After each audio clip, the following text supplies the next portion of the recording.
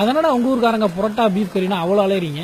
അലയും ഈ പൊറോട്ടയും ബീഫ് റോസ്റ്റ് എന്ന് പറഞ്ഞാൽ ഞങ്ങൾ മലയാളികൾക്ക് അത് വെറും ഒരു ഭക്ഷണമല്ല, ഒരു വികാരമാണ്. அப்படியா? മച്ചാ, അതായത്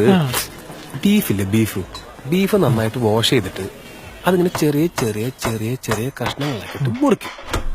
എന്നിട്ട് അതിൽ ഇച്ചിരി ഉപ്പ്, ഇച്ചിരി മുളക് പൊടി, ഇച്ചിരി മഞ്ഞൾപ്പൊടി, കുറച്ച് പെപ്പർ ഇതൊക്കെ ഇട്ടിട്ട് നന്നായിട്ട് ഇങ്ങനെ മിക്സ് ചെയ്യും. ഈ മിക്സ് ചെയ്തിട്ട് അതിങ്ങനെ വേവിക്കും. ഇതിങ്ങനെ വെന്ത് വരുമ്പോ കുറച്ച് മല്ലിപ്പൊടി ഇട്ടിട്ട് ഈ വഴറ്റി വെച്ചിരിക്കുന്ന വെളുത്തുള്ളി ഇടും. എന്നിട്ട് കുറച്ച് മസാല ഇട്ടിട്ട് കുറച്ച് വെളിച്ചെണ്ണ അതിൻ്റെ മുകളിൽ താളിച്ചിട്ട് മൂടി വെക്കും.